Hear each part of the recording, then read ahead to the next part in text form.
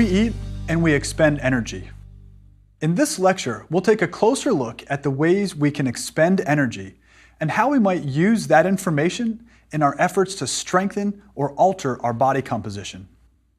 Remember that there are three primary different components to energy expenditure: resting metabolic rate, or RMR, the thermic effect of food, and the thermic effect of activity.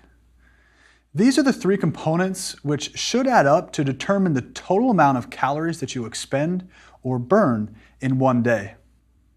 Just to recap, resting metabolic rate, or RMR, makes up the majority of your daily energy expenditure.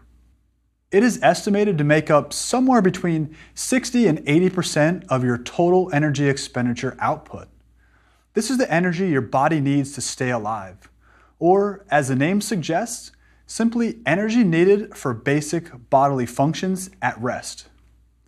The thermic effect of food, or TEF, is the energy needed for your body to digest and absorb the food you eat. For example, approximately 30% of the calories in protein are used to break it down, while only 10% of the calories used from carbohydrates and nearly 0% from fats. This is the scientific reasoning that explains why 1 calorie taken in does not mean 1 calorie is stored. Last, but certainly not least, is your thermic effect of activity. This is simply your daily activity. This component includes the calories expended on any kind of deliberate or spontaneous activity throughout the course of the day. This may include your scheduled walk or run in the morning, but it also includes things like standing up and down, taking the stairs, or even pacing while your favorite sports team is about to win. Now, the activity part of your total energy expenditure is what I'll focus on for the next few lectures. So, what is the caloric cost of exercise? Or what are the energy demands of our muscles? If you want to manipulate your body composition, it's important to know the quality of your calories and how many calories you are eating and drinking, and how many calories you are expending through various types of exercise demand various amounts of energy. Walking versus running, for example. And these energy demands are measured scientifically through what we call metabolic testing. Metabolic testing measures the amount of oxygen you take in during activity. The more strenuous or intense the activity, the greater the oxygen consumption. On average, humans consume 3.5 milliliters of oxygen per kilogram of their body weight per minute at rest. Now, we have all kinds of technology that estimate calories burned. But not long ago, the caloric cost of exercise was traditionally measured in what we call METs, or metabolic equivalents. Many of you have seen the METs term on the exercise equipment in your home or at your local gym. I saw both calories and METs on the treadmill I was using this morning. It is simply another way to assess or quantify the intensity level of your exercise. 1 metabolic equivalent is equal to the oxygen consumption of your body at rest, or as we just discussed, 3.5 milliliters per kilogram per minute. When measuring METs, everything is compared to the cost of energy at rest. So the more strenuous the exercise, the higher the MET value will be. That is, the higher the caloric expenditure will be in relation to resting. For example, running at a 10 mile per hour or 6 minute per mile pace equals 14.5 METs. And that means that it requires 14.5 times more energy than resting. Now, using METs as a measure of your exercise intensity might seem a bit odd and strange at first.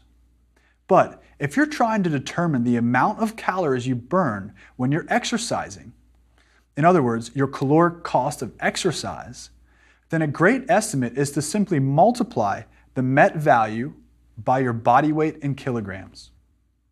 For example, if you're exercising at an intensity of 10 METs on a stationary cycle, in your local gym and you weigh 80 kilograms or 176 pounds, then you're expending approximately 800 calories per hour of exercise. And just as a side note, I know this is much easier for those of you who use the metric system already. Everything in science is based off the metric system. But for those of you who don't, all you have to do to figure out your weight in kilogram is to divide your weight in pounds by 2.2. Okay, so the science part is great and all, but you might be asking, what about me? How does this apply to my daily life? How long does it take to burn off that bag of chips I just ate or the 2 extra cookies I ate after dinner last night? Do I have to walk for an hour? Walk for 2? Let's tackle these questions with a little case study of our own. As you probably already know, the type of exercise you participate in dictates how many calories you burn. And how many times have you heard someone say, you burn more fat walking than you do running? So why run? Walking hits my fat burning zone. Because the way the body's 3 energy systems work, that is the creatine phosphate, the glycolytic, and the oxidative systems, a lower intensity activity should burn more fat, right? Well, this is partially correct. A higher percentage of fat is burned from the total calories you use during low intensity exercise. However, the tricky part rests with the actual number of calories burned from the exercise. Even though during high intensity exercise, a lower percentage of fat is burned, the total number of calories burned is typically far greater than during low intensity exercise. So the absolute amount of fat burned is typically greater with high intensity exercise. So let's say I walk for an hour and burn 300 total calories, and 50% of that is from fat. So I burned 150 calories of fat. Now let's say I run for an hour and burn 1,000 total calories. Even if only 25% is from fat, I have now burned 250 calories of fat with the high intensity exercise. So despite a lower percentage of fat burned when you run hard, you actually burn more fat because the caloric cost of this exercise was so much higher than the caloric cost of walking for an hour. Let's look at the big picture for a minute. Think of your body as a car. Your skeletal system is the body, your muscles are the pistons, and your cardiorespiratory system is the engine. It's great that you have a fine-looking car, but you need fuel. And that is what the metabolic system is for, converting ingested food into stored energy, and then converting this energy into fuel to support your body movements. You see, the strongest muscles in the world, or the most powerful heart in the world, are completely useless without the metabolic system doing its job of fueling the body with the energy needed to perform. Calories are essential, so don't treat them as the enemy. Food is fuel, and fuel your body properly for optimal body composition and performance in any aspect of your life, mental or physical. For most of us, our main energy source during exercise comes in the form of muscle glycogen. Your body has plenty of fuel to perform most exercises, generally about 2 hours of moderate to high intensity exercise. But sometimes we do run out, which is part of the reason you see athletes collapse from time to time. Their bodies have run out of the ability to access and utilize fuel. If you're a runner or were a runner, then I'd be willing to bet that you have experienced a time when you've hit the wall or bonked during a long run. You have the mental fortitude to continue, but the body simply won't run, and the body's system begins to shut down. The body is absolutely remarkable at properly operating all of its intricate systems most of the time, from muscles to enzymes to atoms, in complete unison. But it requires good quality fuel. And we've already talked about a calorie isn't a calorie, and you already know this. You wouldn't drink a 6-pack of soda or eat 5 cupcakes before a morning run to get some calories in your body, right? Of course not. Still, it is understandable that you may be confused with what the right way is. Maybe you ask yourself, what do I eat? How much do I eat? How often do I eat? When you think about taking energy in. And I bet the same thing goes for your exercise and energy expenditure in order to keep your energy balance and your weight under control. Do you ever ask, what workout should I do? Or what about that new workout I read in the magazine? So let's cover what we do know about exercise and your metabolism and see if we can clear up some of that confusion. Exercise increases your caloric expenditure above resting levels, or your resting metabolic rate, based on how long and how intensely you exercise. But here's an interesting question I get asked. Does this increase in metabolism last after I finish exercising? In other words, does this increase in caloric expenditure help you burn more calories throughout the day? Research has shown that your energy expenditure, in fact, does remain elevated after cessation of exercise. But it is important to note that the amount of elevation in metabolism is dependent primarily on the intensity of the exercise and to a lesser degree on the duration of your exercise. I'll say that again. The amount of elevation in resting metabolic rate you get depends mostly on the intensity of the exercise and to a lesser degree on the duration. For example, if you walk or jog for 30 to 60 minutes, you're likely to return to a baseline energy expenditure within an hour and probably only burn 30 more calories during that hour than if you didn't exercise.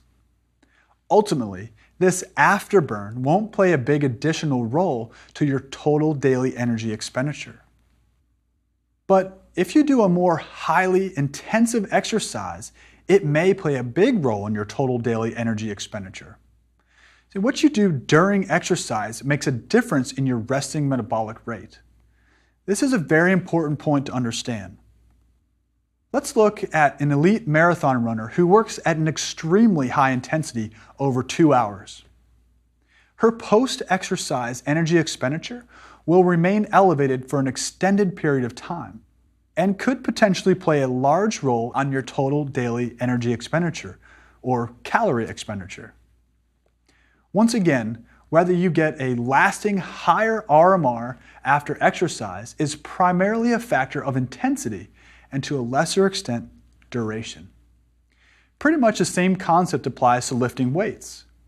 Plenty of research has shown that vigorous weight training can increase your metabolic rate for hours after exercise.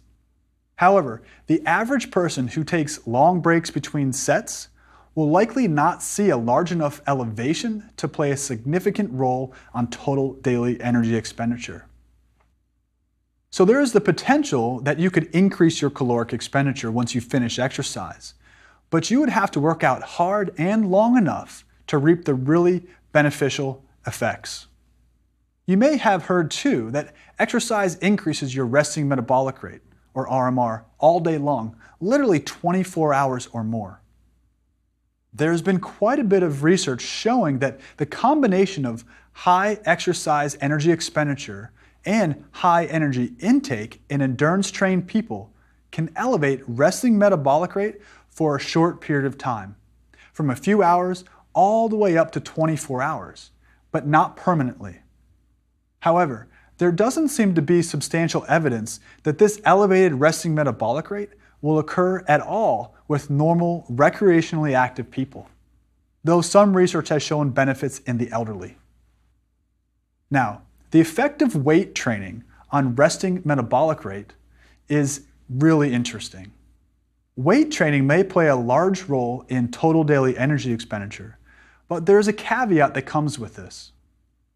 It is estimated that 1 pound of muscle burns between 5 to 10 calories at rest per day.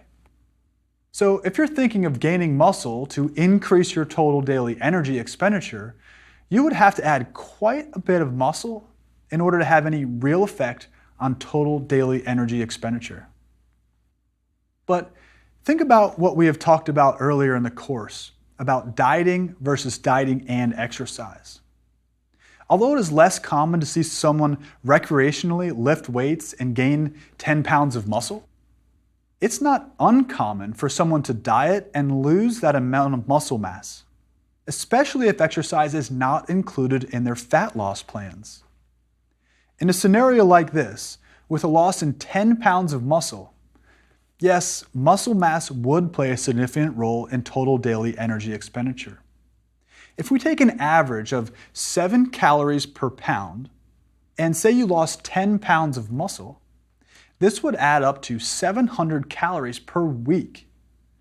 Can you see how easily this would change your energy balance equation? Ultimately, while exercise of almost any intensity and duration certainly carries many health benefits along with it, the effect of recreational endurance exercise or weightlifting is not likely to play a large role in increasing resting metabolic rate or post-exercise energy expenditure outside of the exercise time itself. Unfortunately, a lot of magazine and media claims that it will increase resting metabolic rate or post-exercise energy expenditure don't hold any water. So, although weight training may play a large role in your total daily energy calorie expenditure, the caveat is that it's not likely to increase your resting metabolic rate dramatically. So, what about other forms of exercise? For example, high-intensity interval training, or HIIT. How does high-intensity interval training compare to the endurance training we have just talked about in burning calories and raising your resting metabolic rate? Well, we'll talk much more about this later, but let's touch on this here. For those of you who try to lose weight and improve body composition through exercise, it's likely that you have been told to do aerobic exercise because it's thought to increase both cardiorespiratory fitness and to help lose weight and fat. Most aerobic exercise interventions consist of moderate intensity, steady state exercise for about 30 to 40 minutes, 3 to 4 days a week, over 4 to 6 months of time. Unfortunately, research on these kinds of exercise programs, more often than not, have shown only minimal fat loss. In contrast, a lot of the research shows that HIIT exercise actually results in significant fat loss. Now, this may sound counterintuitive because you know that a higher intensity exercise burns more carbohydrates, while lower intensity exercise burns more fat. However, the key to body fat manipulation is all about the total amount of calories burned, as we discussed earlier. Luckily, some research has directly compared traditional aerobic exercise to HIIT training. Researchers split young women into 2 groups. One did 3 20-minute HIIT workouts per week on a bike for 15 weeks. The exercise consisted of an 8-second sprint followed by 12 seconds of low-intensity cycling. And this process continued for 20 minutes. The other group did aerobic exercise at a moderate pace, 3 times per week, working from just 10 minutes up to 40 minutes over the 15-week study. The most interesting part was that the women in the HIIT group lost 2.5 kilograms, or 5.5 pounds, of subcutaneous fat, the kind directly underneath your skin, whereas no change in fat occurred with steady-state aerobic exercise. What is this telling us? This study shows that HIIT in these young women lost 2.5 kilograms, or about 5.5 pounds of fat over the course of a 15-week exercise plan, more than the aerobic group, in about half the exercise time. So, what this study is saying is that higher intensity exercise may be more time efficient for weight loss and improvements in body composition. The caloric cost of this type of exercise will benefit us all. In fact, much of the research regarding HIIT is showing that individuals can exercise for a shorter duration but still lose more fat, gain more muscle, and thus improve body composition and health to a greater degree than they can with a traditional aerobic program. But what about caloric expenditure when you're not exercising? What do you do the rest of your day that can also make a big difference in your physical activity levels and your body composition? Well, let's tackle your daily work practices. Do you find yourself sitting for hours on end?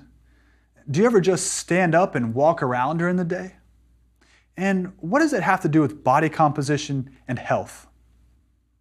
Now, a common misperception is that the only physical activity or exercise like running, biking, walking, lifting weights, etc., is needed to get any sort of health benefit. However, just like snacking on the wrong things throughout the day can make you gain weight, small acts of physical activity throughout the day can make you healthier and even improve your body composition. Very simple things like taking the stairs rather than taking the escalator or elevator can improve your health over the course of time by adding to the total caloric expenditure of the day. This is not just exercise propaganda either. Research shows that this isn't just lip service. Not only does taking the stairs improve leg strength and cardiovascular fitness, but research has shown that the average person will burn just over 1 calorie per stair they climb, or about 15 calories for every flight of stairs. This caloric expenditure is based on a 150 to a 160 pound person. So a lighter person would burn fewer calories and a heavier person would burn more. In addition, research has shown that walking downstairs burns about 1/3 the amount of calories as climbing upstairs. So about 5 calories per flight descending, making a total of 20 calories per time you go up and down a flight of stairs. Now, think about how many stairs you could, or you maybe do, climb during a day around the house, around the office, or wherever. Let's just say you go up and down 3 flights of stairs per day on average. A total of 20 calories per flight in a week, and you would burn over 400 calories by simply modifying your daily habits a little bit. And more likely than not, you would actually save time taking the stairs. Over the course of a month or a year, these calories add up and can really improve your health and help you improve your body composition without even working for it. Simple daily habits can consciously be altered to improve your health. I go to the American College of Sports Medicine National Conference every year to learn about the research being performed all around the world of exercise, nutrition, and health. They have a great tagline or motto that exercise is medicine that is being promoted around the world. That being said, it is truly amazing to me that at every one of these conferences, people who are capable still take the elevator or escalator instead of the stairs the majority of the time. In fact, I just took a group of exercise science students to South Africa to study sports physiology and sports nutrition. And even they took the escalator or elevator every chance they could. The examples go on, but I always get a laugh when people are in the gym parking lot circling and circling, trying to find a parking spot close to the door. Now, of course, I'm not saying that you should never take another escalator or park close to a building, but I just want to illustrate how a choice so small requires a conscious effort if you want to make a change. Just like something as small as brushing your teeth or flossing make a daily to-do list at work, if you develop good habits, then they simply become part of your day. I've been working on this too. I noticed that at work, I was just sitting down way too much. I exercise most days of the week in a confined period of time, but I was pretty sedentary otherwise. So I got on the bandwagon and bought a stand-up desk for my office. Did you know that in a typical work week, people spend on average almost 6 hours per day sitting at their desks? It turns out that changing to a standing desk can reduce your risk of obesity, type 2 diabetes, cardiovascular disease, cancer, and overall mortality risk. But does it help to also improve your body composition? I mean, how many calories can you really burn just by standing more? What is the caloric cost of standing? Your heart rate naturally increases as you change from lying down to sitting to standing. And the difference from sitting to standing is approximately 5 to 10 beats per minute, which equals 0.35 to 0.7 calories per minute. While this is obviously not much, let's think about the big picture. This adds up to somewhere between 25 to 50 calories per hour from a simple change. Now, given that the average person spends 5 hours and 41 minutes per day sitting at their desk, simply standing instead of sitting could burn almost 285 calories. Now, take note that if you stand, you probably want to start standing for short periods and work up to standing in longer durations. And make sure you keep shifting around while you do stand. What I want you to take away from this is that by simply walking up or down 3 flights of stairs and standing at your desk instead of sitting, both simple, small, habitual changes, you can burn almost 350 calories per day. Again, this is without taking into consideration any additional physical activity or exercise you do throughout the day, including gardening, doing dishes, or walking your dog. And over the course of a week, a month, or a year, the daily marginal gains add up to great health and body composition implications. The fact is that improved health and body composition are not things that happen overnight. Changing habits over the long haul are what really make the difference. And small changes, as well as larger ones, matter. Exercise is important to ensure that your body is strong and healthy enough to meet the challenges that you encounter on a daily basis. And eating less will help you lose weight, sure. But as we discussed earlier, weight loss from dieting alone may actually result in losing muscle mass and maybe even rebounding back to a higher weight than you started with. So some sort of exercise regimen is vital, and I mean that in every sense of the word, for a healthy expenditure of calories. And exercise needs to be included in any kind of fitness plan in order to improve health and body composition, not simply body weight. Now, one of the take-home messages from this lecture is that there are many different types of exercise that can help to reach your goals. From small adjustments like taking the stairs at work, walking around more, and perhaps even getting a stand-up desk if you have a desk job, to full-blown structured exercise plans. Just like a well-functioning car needs routine care of all of its components and parts, the body needs a combination of proper fueling and exercise to optimize its potential. While there may be many ways to alter your body composition, and some are more efficient than others, find a plan that works for you and stick to it. Often, people get bogged down in the science and the fine details of exercise, nutrition, and health. But it's very simple. If you take calories in, and you do, you must have the opportunities to burn them off and keep an energy balance. Plus, exercise helps you in so many other ways to improve health. And at the same time, the quality of your calorie intake is critical to successful body composition change that is permanent. What are the most important factors in determining whether or not your plan will work? Can you guess? Adherence and consistency.